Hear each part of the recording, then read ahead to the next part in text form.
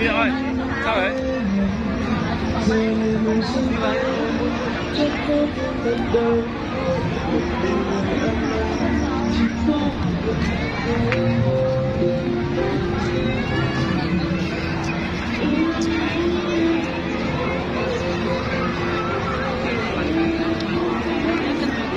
Từ con nào đây nào? Đây này. Đứng đây con này, đứng dưới đèn con này, đứng ở đây. Đây, đây. Đây, đây.